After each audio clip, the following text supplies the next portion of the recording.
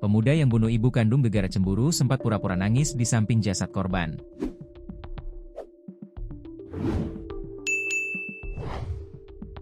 Aziz, 30, bersandiwara menangis di samping jasad ibunya agar mengelabui petugas. Namun petugas telah melihat ada kejanggalan dalam kasus kematian korban. Aziz merupakan pemuda di Lamandau, Kalimantan Tengah. Diketahui, Aziz membunuh ibu kandungnya akibat cemburu. Menurut Aziz, ia cemburu dengan adiknya. Aziz bahkan berpura-pura menangis saat membawa jasad ibu kandungnya ke puskesmas. Hal itu dilakukan pelaku demi menutupi kejahatannya terhadap ibu kandungnya sendiri. Padahal, aksi pembunuhan sadis itu sudah direncanakan Aziz sejak lama karena disadari dendam.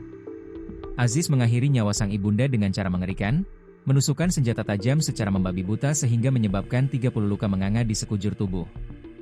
Bukan dipicu karena harta, bukan karena warisan, tetapi karena rasa cemburu yang dalam dan tak tersalurkan. Sakit hati, katanya.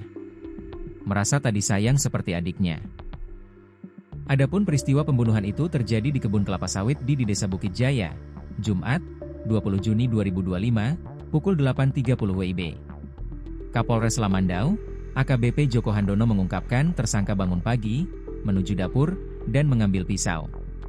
Kemudian, tersangka ke kamar mandi untuk mencuci muka.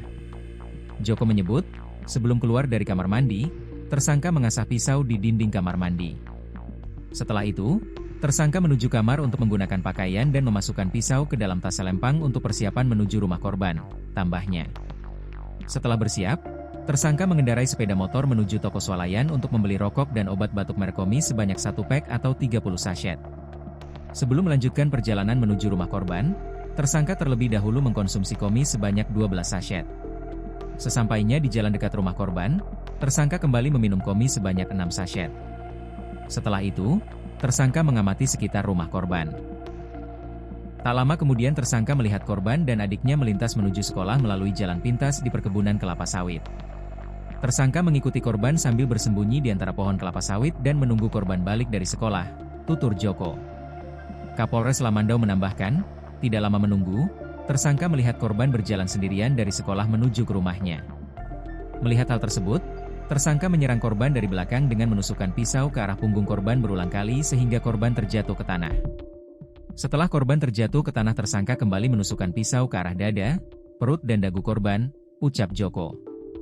Korban sempat menangkis tusukan tersebut menggunakan tangan kiri korban mengakibatkan tangan korban luka. Joko mengungkapkan, setelah korban tak berdaya, tersangka meninggalkan korban dan membuang pisau ke semak belukar, lalu meninggalkan lokasi tersebut.